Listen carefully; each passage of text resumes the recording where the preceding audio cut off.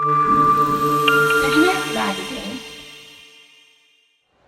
Hello, I'm Andrew Nelson Mendes with Citynet Magazine, and today we're at Montreal Comiccon 2025 with Olivia Hamza. Could you tell us a little bit about yourself and your background? Yeah, for sure. Hi, I am Olivia Hamza. My artist name is NotWhatNot. I'm a professional concept artist, and I've also done some VFX work for projects including Thor Ragnarok. I worked on a Wrinkle in Time, which is a Disney film, The Meg with like the giant shark, and recently I've done some concept art for the creator of Assassin's Creed, and I am here at Comic-Con in Montreal to sell my own personal work, including some art prints that are very dark fantasy styled and some oil paintings.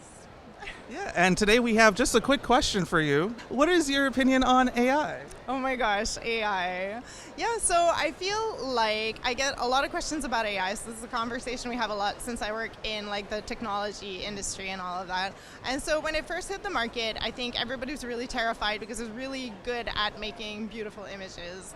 And yeah, I think it was really scary at first. I got a lot of weird feedback. I've even had an art director tell me that I was out of a job at that point. And it was terrifying, yeah.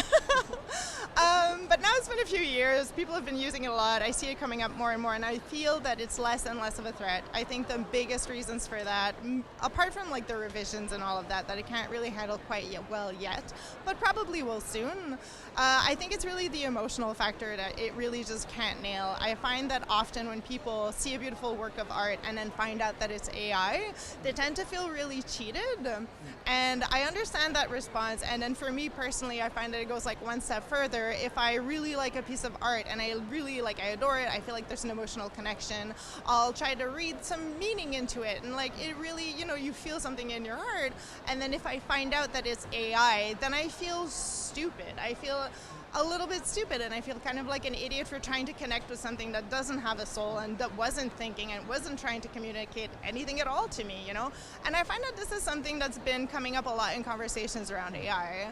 And then it also goes like one step further in the sense that now when you talk to people, you know, we're all living these really busy lives. We're all working way too much. We have so little energy left to connect with other people. There's a level of this that's like almost insulting and frustrating for people in the sense that when you do find out that you've been trying to connect with an AI, something soulless, something so empty, you know, what's frustrating is that you have so little resources left to give. Why are you giving it to something empty? And I think that's what's really going to, you know, shift the perspective in regards to like, to AI art, in the sense that I'm not entirely sure that it, has that same emotional depth in that aspect. So I think, AI art is not quite out here to get our jobs yet.